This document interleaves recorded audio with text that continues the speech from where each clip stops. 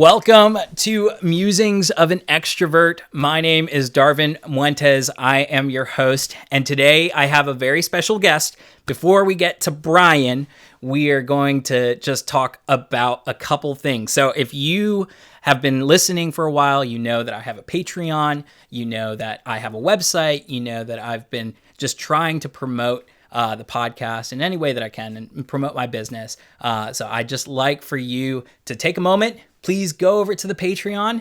And if you would like, please subscribe to our Patreon. For $5 a month, you can help support this podcast and help me grow it. So thank you so much for listening and watching, and please continue watching. The YouTube channel will always be free, so you can always watch it there. But if you like the podcast, please go ahead and help us out. Go ahead and subscribe and just give some money so we can grow this podcast. Now, today, I have a very special guest. His name is Brian Alexander. Brian, say hi. How we doing? So why don't you just tell my audience something to help them get to know you? So, yes, I'm Brian. I know this guy from church, small group. I work as a data analyst. I used to be a math teacher. I'm getting married this summer. Fun development in my life. Yeah, that's a very fun development. Yeah, I'm very passionate about finance investing. That's a big hobby of mine. I also really love sports. Follow sports a lot: football, basketball. I like to read nonfiction, history. I read about finance. Yeah. A lot. Work out when I can. A little golf. Nothing. A little golf? I haven't played in a while. Yeah. Oh man. I'll play and I would never get better. So it's just kind of like, why am I spending time on this? So now I just play when friends are playing. He's being very humble. We went to Top Golf not too long ago, and he was on the good golfers side, and him and Tori, his future wife, they both were actually really good. They did very well. Compared to relative people. Yeah, so. yeah. Relative to me, they're very good. So what is your favorite sport? Basketball, by far. Basketball? I love pro basketball. Favorite team's the Lakers. Okay. They had a big win last night, but they've been upsetting me lately, last couple of years. I was a big Kobe guy. Gotcha. Kobe was the one, and I've just stuck with him ever since. Gotcha. So too late in life to go changing things like that. Yeah, I hear you. Well, Brian is awesome, and he said, he actually, a big hobby of his is investing and finance, and so we're gonna have a fun conversation about that. Today we're gonna talk about personal finance, and this will be one of the first ones that we do on Musings of an Extrovert about personal finance, but I'll have my wife on and we'll talk about some of the cool things that we're doing with our investing and our personal finance, some goals, debt payoff, all the different things that come with personal finance. So today we're actually going to kind of do like a baseline. Like, what are some of these things that financial advisors will tell you to put money into? But before we do that, we just have to say right off the bat that none of this constitutes advice. We are not financial advisors. I'm not a fiduciary. I am not someone who is claiming to give you advice, and neither is Brian. We're just telling you about some of the things that we are doing, and we'll talk about some of these vehicles. There is plenty of literature on the internet, and I can't stress that enough. I mean, you can go find from financial institutions the definitions of all of these things that we're going to talk about, and you can understand it and learn from them. And they're the ones who have the fiduciary responsibility to be the most accurate, though we seek to be very accurate. They have that responsibility. We do not, and we do not claim to be giving you advice. So once again, not giving you advice, just telling you about the stuff that we're doing. But we're going to talk about it from Brian's perspective. You guys will get my perspective plenty in the future. And we're going to have a lot of fun having this conversation. So my first question, Brian, is how did you actually get started in investing? What was it that motivated you to get into investing? Actually, interesting story. So I've always been a numbers guy. Numbers make sense to me. I'm very left-brained, quantitative. But I used that and I channeled it into like sports, fantasy football.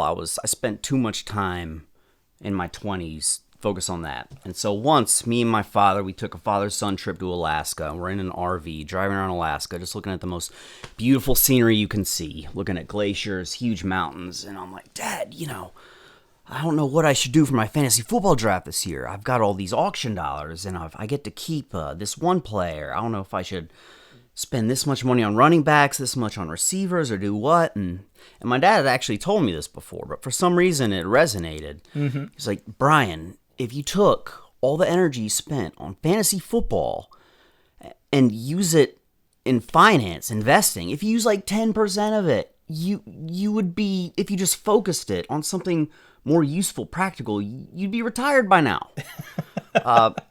He uses a little more colorful language from my recollection, actually. But for some reason, even though he had kind of said this before, it actually clicked. It was a like aha moment. It must have been the beautiful nature, the mountains. I was like, you might be right. And so when we got back from Alaska, I just dove into it head first. I started reading books, just stuff on the internet, YouTube. Yep. One way I learned a lot, I just put CNBC on. I didn't really understand most of what they were talking about all the time. So when they would say something I didn't know what it meant, I would just go on the Google machine and look what it was. And it's just one of those things where the more you learn about it, the more you realize you don't know. Yep. And so it's just, you just realize it's like walking into a cave and just shining the light and just seeing all this, not everything you don't know. And that just kind of motivated me to just start this journey of trying to learn as much as I can. And it's still continuing today, very much so. That was 6-7 years ago. So yeah, that's how it started. That's awesome. So investing, that's kind of like a scary word for a lot of people. And you said that you had an aha moment, and that's what drove you to going into actually learning about it and then doing it. That aha moment, I'm hoping that some people from listening to this can have that moment. So I want to first kind of give you guys a definition of what investing means, and then I'm going to ask Brian's perspective on like why you guys might be scared of it. So investing, here is the definition from Oxford Languages. It means to expend money with the expectation of achieving a profit or material results by putting it into financial plans, shares, or property, or by using it to develop a commercial venture. If it really means to expend with the expectation of achieving a profit, why do you think people are scared of it? So I have a theory on this, and it was also said in the movie The Big Short. Great movie, entertaining and educational about finance. It's about the great financial crisis, the housing bubble in 2008. But the first 5 minutes of this movie, they say, with finance, it's not that complicated, but they want you to think it's complicated. Yep. So they use these fancy words to describe things that are not complicated at all. So instead of money, they'll use capital. Yep. Capital is basically just money, how much money you have, or liquidity. Liquidity means money as well, except it's money you can actually spend instead of having equity or ownership in like a company or a building. But they use these fancy terms, so you will think that they're really important, or even better off, just leave them the heck alone. Say what we're doing, you cannot do this, you cannot figure this out. It is too complicated for you to figure out, so just give us your money and we'll do it for you. When really 99% of these financial guys, what they're doing is not rocket science here. They're taking your money, and they have a model. Say, okay, this person makes this much money, they can afford to save this much, they want to retire at this age, and they want to have this much money when they retire, so they put it in a model. Say, okay, you need to save this much money, and then they give you a survey. basically determining how comfortable you are with risk, and if you're very comfortable, they'll put you in riskier assets. If not, then they'll put you in bonds, less risky assets. And, once they have these models that work and they work well, they can just do it an indefinite amount of times and have the really limitless amounts of clients, and they can just keep collecting fees on. So they would rather you not do it yourself. They'd rather you give them the money, you give them their business, and them do it for you. Yeah. So yeah, and I think that's kind of the way that a lot of people are, is we've kind of gotten into this culture in America, at least, and I'd say in any first world place, where there are a bunch of luxuries, a bunch of things that make life easier. We don't have to think as much about something. That kind of fits right into the mold of where we live. It's like, why would I blend this by hand if I have a power mixer? I put it in the power mixer does everything. We have a KitchenAid. That's why I mentioned that.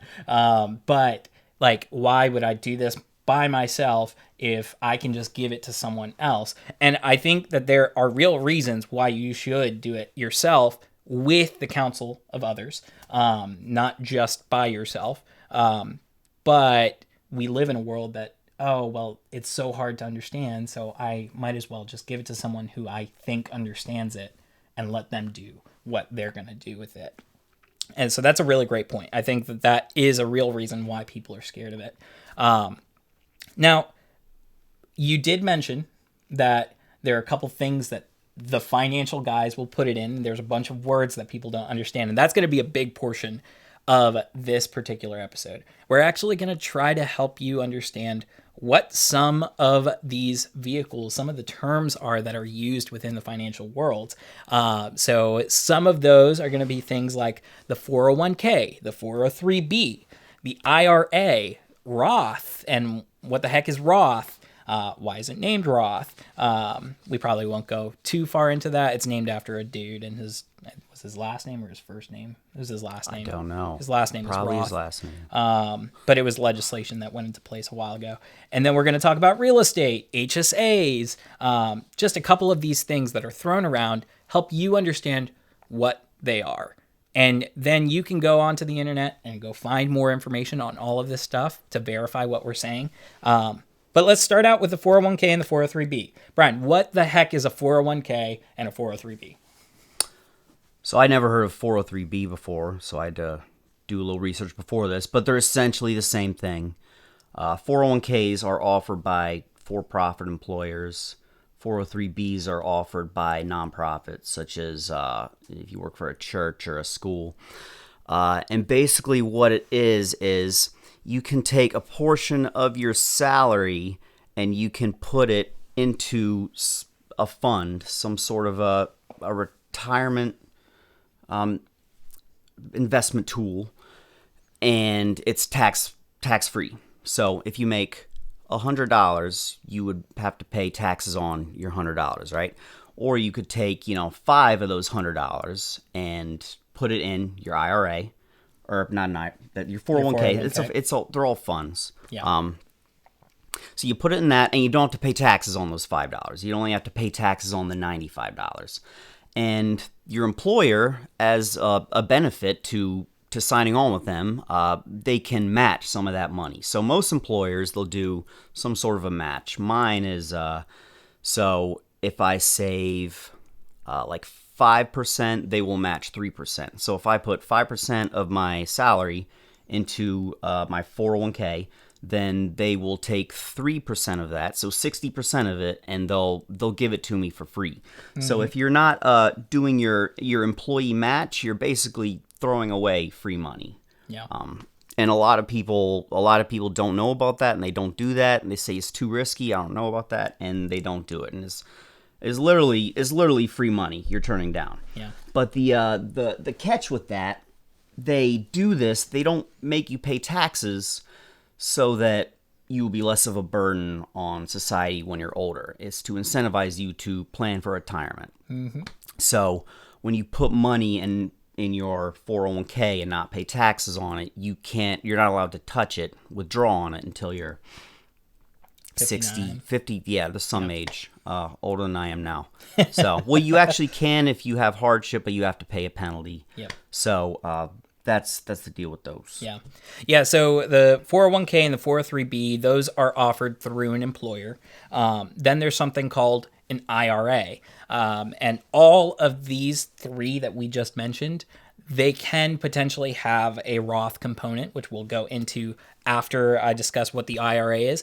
But essentially, all of them have slightly different rules as to what they are. But if you think about cookies and a cookie jar, this is probably the best example that I've ever gotten of what an IRA or 401k or 403b is. The 403b is the cookie jar, and the 401k is the cookie jar. And that cookie jar is labeled, these cookies are peanut butter cookies. And peanut butter cookies don't get taxed on the money that's put in right at that time. And you can save for retirement. And they're labeled with all of the different rules that the money that you put into it has. But the cookies that are inside of it, those are not your 401k. The cookies that are inside of it are the actual investments that you're doing. So if you decide to put the money into mutual funds, or you put it into bonds, or you put it into a single stock, all of those things can be housed within that cookie jar. But the 401k, the 403b, and the IRA, they're all the cookie jar. And the cookies on the inside are the actual investments that you're doing. So if you just say, oh yeah, I put $5 out of the 100 into my 403b or my 401k or my IRA, cool. What did you put that $5 into within your 403b, 401k? And we can discuss some of that at another time. But just really want to get across that that's the cookie jar. That's the housing. That's how the government will look at the money that you put in there. And so it's important to understand that, because then you can help make your decisions on your money by saying, oh, well, maybe this is a good way to put it for retirement, which there's a lot of data out there that says it is. And yeah, so the IRA is another one of the cookie jars. The IRA basically is done through a brokerage or some type of financial institution, and it has other rules that the 401k and the 403b don't have. Some of them are the amount of money that you can actually invest. I think it actually raised this year for what it can go into the 403b and what can go into the IRA. But the IRA typically is less. I think last year was $6,000 that you can put into your IRA, or $7,500, something like that, versus $19,000 that you could put into your 403b or 401k. And that can be tax deferred at that time. So the IRA is another way that you can put more money away for retirement outside of a 401k and 403b. They can all be used at the same time if you wanted to, but that's basically what the IRA is. It's another cookie jar. It's another place where you can maybe get access to more funds, more stocks, whatever the case is. You can get more access through whatever that financial institution is that you choose to open your IRA. But basically, it's just an account, and it's that cookie jar, and then you actually choose the actual investments that you want in it. So let's talk about Roth, because I think Roth is a really cool one for people our age. So Roth IRA, I'll throw it to you. What is a Roth IRA? So the whole thing with Roth is, if you invest in an IRA, you don't have to pay taxes on the money you put into it. So it's, pre-income taxed. However, this is going to be theoretically in your account for 30 years, and you're going to accrue a lot of capital gains on it. When you withdraw 30 years from now, all the capital gains you accrue, which is, the money that not the initial capital you put in, it's the money that money earned. You have to pay taxes on that. And through compounding over a long time, that's going to grow to be a lot, right? So at the end of your retirement, or at the beginning of your retirement, when you withdraw, you're going to have a big tax bill. With Roth, though, what you do is you are taxed up front. So your income, you're taxed up front, and then you put it in your Roth IRA. And then it's going to, grow and accrue, same as a regular IRA. Mm-hmm. But when you go to withdraw on that at retirement age, you're done paying taxes. You don't have to pay any taxes on the on what you have at the end. Yep. And the idea is there's no, set rules as to what works best.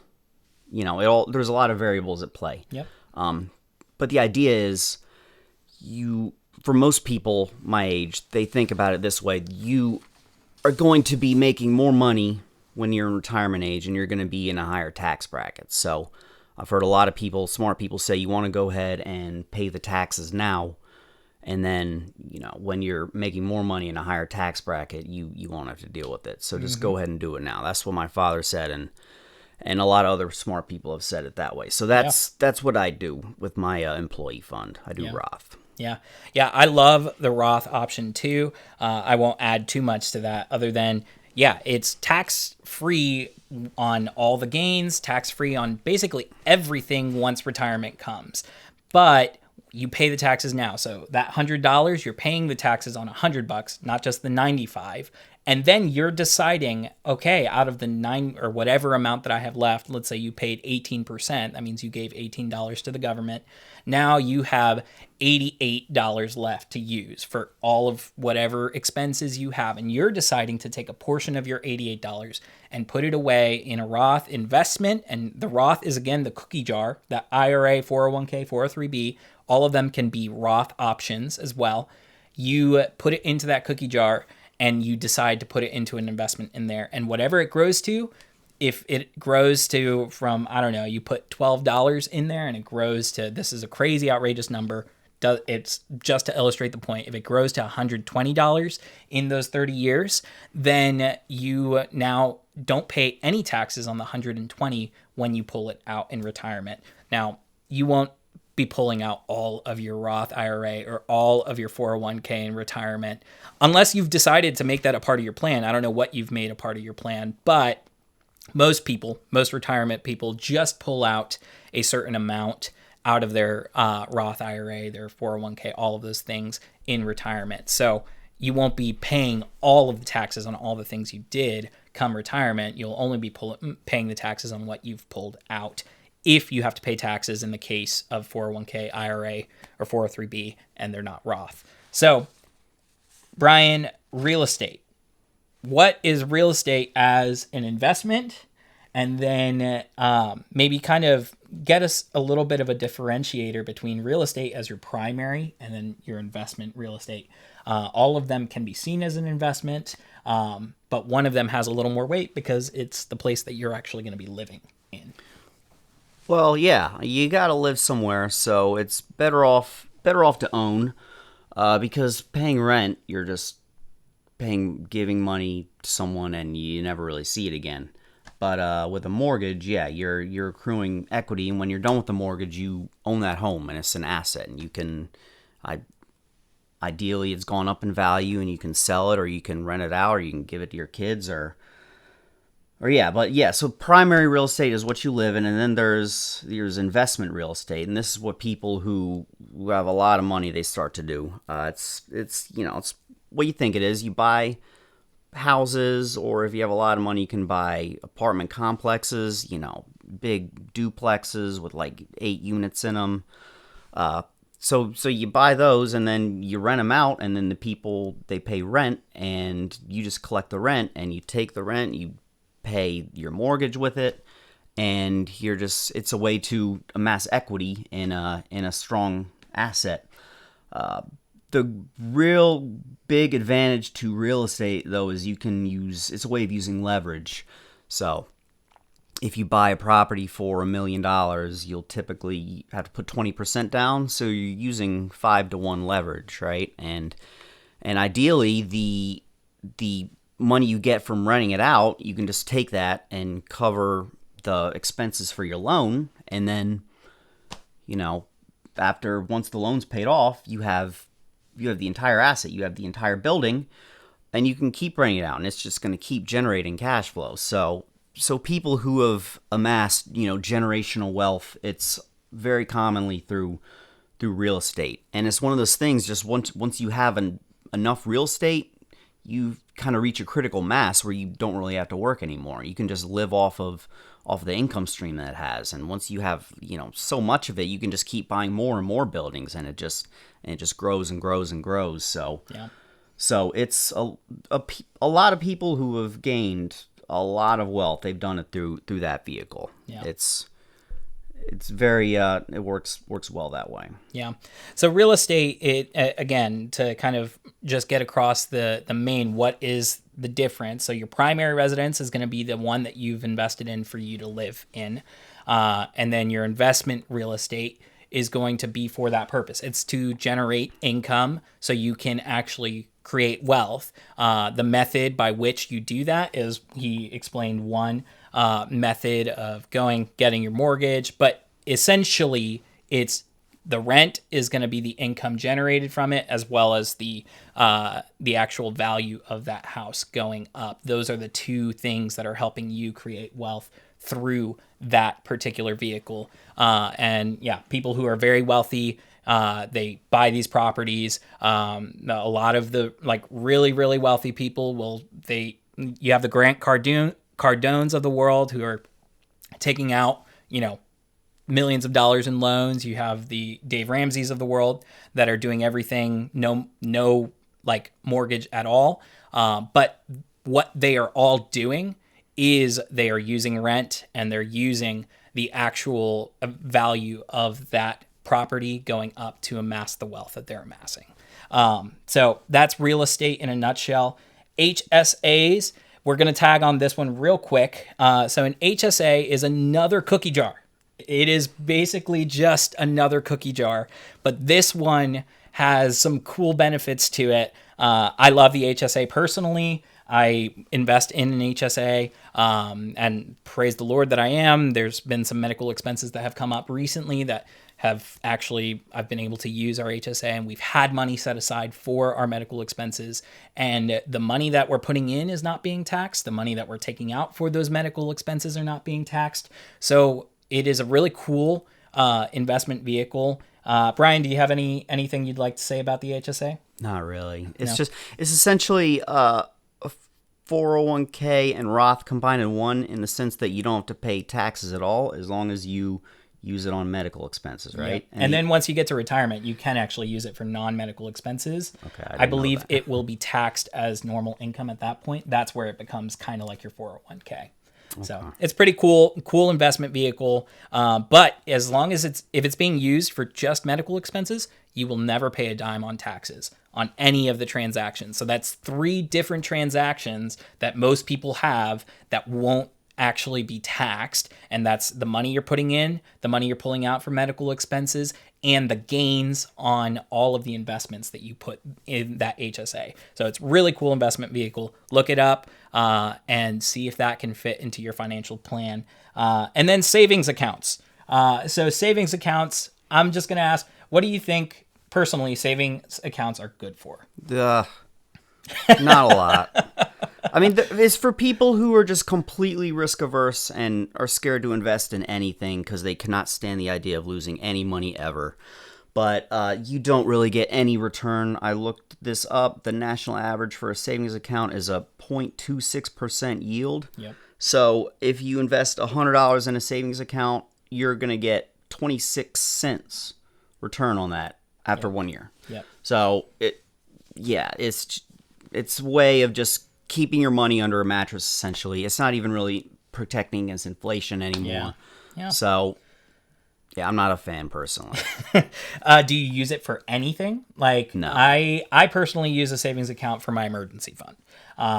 So I keep an emergency fund, and that my emergency fund is for the purpose of, if anything is to happen, I don't have to pay any taxes or I have to deal with anything. It's just there. But my emergency fund isn't ginormous. It's not like this, $20,000, $30,000, $40,000 amount of money. It's a smaller amount of money that helps you walk through an emergency. Actually, and this is something that all of you out there should hear, the United States, I think it's a ridiculous number. 60% of people in the United States can't cover a $400 emergency. And that is a problem. If your tire blows up, that's expensive. That's probably a $400 emergency, and you can't cover it. So that statistically you can't cover it. Whoever's listening, if I say you, I'm not just saying you, I'm saying as a general statement. But that is an important thing to think about, is your emergency fund. So I use it for that. You can keep it in a brokerage account. You can keep it in other accounts as well. But that is something that I use for my emergency fund, instead of having that in investments where it's going to be volatile. It might not have the same amount, might have just a little bit less. This is a way that, it stays the same. I agree, though, as an investment, your account is not an investment vehicle, because you're not going to make any return on it. And that's what an investment is supposed to do. You're supposed to make a return. The rule of thumb is have 3 months salary, in rainy day money. Yep. Just, in case you get laid off or big medical bill, you should be able to cover that. So you should have that, But yeah, you can have that in a brokerage fund. And if you have a $5,000 bill, just sell your stock if you have to, and we can withdraw it, get it the next day. Yeah. So that's the road I go with that. Yeah, and if you do that, you probably put it into something that's a little safer of an investment, not as risky of an investment. Or, if you like to live on the edge and have your emergency fund in a risky investment, you can do that too. So that was a lot of stuff we just walked through. I want to get to this question. We're actually running out of time. This is a fun episode, and that's why we're making this one a little bit longer than what our normal is going to be in the future. But I wanted to get to the why question. So what is your why? What is your investment philosophy? What is the big picture as to why you are actually putting money in investments? And, most people, I don't think, just get money because they want to have money. It's because of some other reason. And if your motivation is just because you want to have money, then I would encourage you to find a better reason, because just having money is not a satisfying reason to be able to amass wealth. So what is your why? Well, my why is a couple reasons. One, it's almost a hobby for me. It's almost a game. I hear, stories about how, well, it's not a story, it's a statistic, how 90% of professional money managers, they can't beat the market over a 5-year period. So I want to try and do that. And I look at my investment returns over the year, and it's a competition for me. So I want to do as well as I can, because I just get that OCD about it. But the end game for this is I want to get to a point where I'm financially independent. Yep.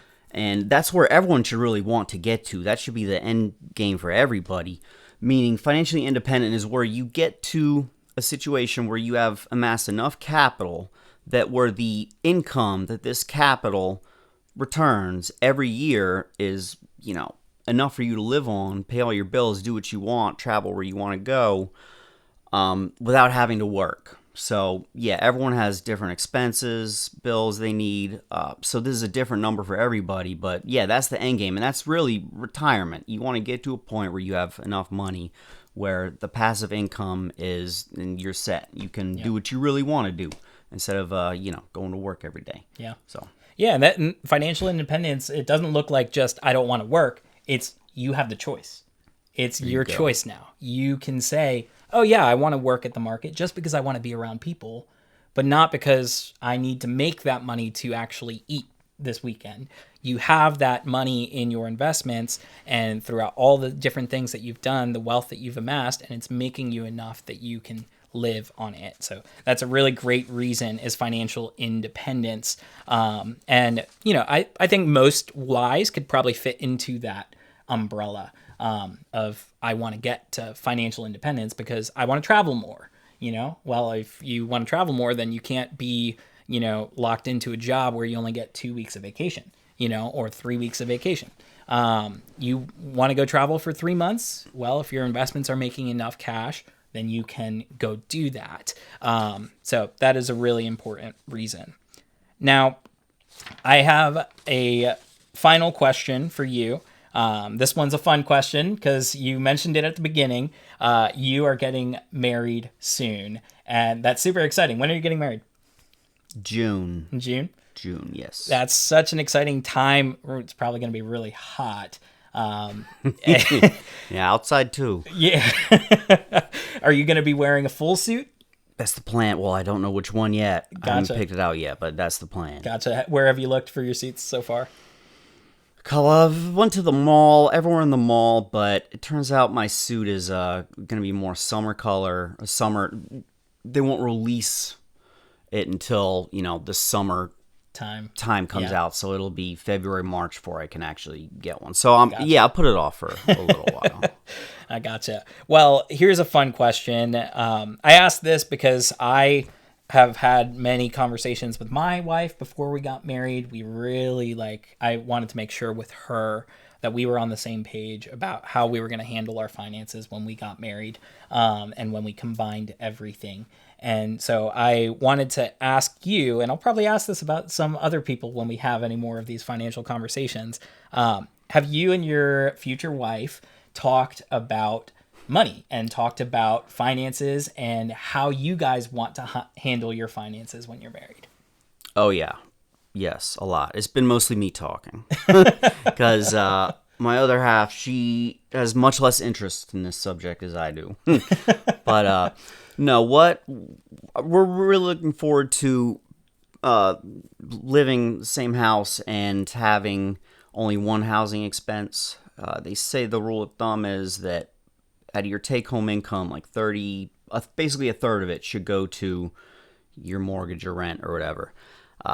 So right now, I live in very moderately priced condo, and I have a great rate on it. So when we combine both our incomes, the percentage of both our salaries is going to be very low compared to right now. She is paying a lot of her income in her rent. She lives in a nice place at the ocean front. So we're gonna be in a very, very fortunate cash flow situation. So what we're gonna do, we're basically just gonna try and take her entire paycheck and save it. We're just gonna stack as much money as we can, and we'll use it to upgrade our housing situation in the future at some point. Mm-hmm.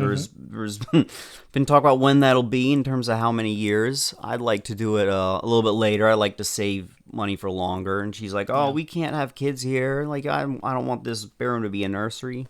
And I'm like, "Well, the kid's not going to care when he's 6 months old, you know." So, but yeah, that's the idea. We're just not paying money on rent and just saving as much as we can, really. Yeah. And that's really the core thesis for anybody who's trying to amass a lot of wealth. Just really save as much as you can. Yep. Put it in, get good returns, but the more you save, the better off you're going to be in the long run. Yeah, I totally agree. I think that's a great rule of thumb to mention is, hey, you're the best way that you are going to actually amass wealth is not only because of your Roth IRA, your 401k, whatever you've actually put the investments into, but it's the ability for you to say, I'm going to put this amount of what I have today for tomorrow. And so that's a very important thing to remember. So thank you, Brian, for joining me, and thank you for sharing some of those things. Good luck, and I hope that your marriage is super blessed. I can attest, even with just 3 months in, marriage is a beautiful, beautiful thing. You learn how to care about another person more than you care about yourself, and that's a tough thing to do. But it's an important thing to help a marriage grow. And I've been told that a million times in my life, and now I'm actually experiencing it. And it's been pretty cool to experience it. So I pray that you have a fruitful marriage, and that your investments grow, that all the things that you're doing and your diligence will help you grow in your financial wellness. And yeah, thank you again for joining me on the podcast. Any last things you'd like to say? I mean, just start as early as you can. Compounding is an incredible thing. And just the earlier you start, the better. Yep. If you look at a graph of money compounded, just it literally goes like that. So the earlier you start makes a huge difference. If you put it in the S&P 500, it's going to double every 10 years. They say conservatively. So, just do the math out. Earlier you start, it's just going to keep doubling every 10 years. So Yeah. you start out earlier, right after you finish college, start your job, just start doing it then at 22. And by the time you're 52, 30 years, you'll probably be in a very good situation where you can probably retire, honestly. So Yeah. Well, thank you again. Thank you guys for listening.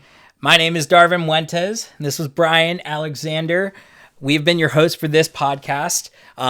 Once again, please go ahead and check out the Patreon. And most of all, like, subscribe, leave a comment, and hit that bell. That way you can get notified every single time I drop an episode. We will have more financial conversations in the future. I'll probably bring other people. You'll hear from a bunch of different perspectives, the different ways that people are actually putting money away and actually investing. And it'll be a lot of fun. The investment journey, your financial journey is going to be different for every single person. So as you listen to this and listen to other podcasts, a huge one that I recommend as a financial podcast is the Money Guy Show. They're based out of Nashville, and they're really, really great. It's two financial advisors. One's really young, one's a little bit older, and they both have a lot of really great things to say. The Dave Ramsey Show is a great one too. And they all have different tastes. So if you are more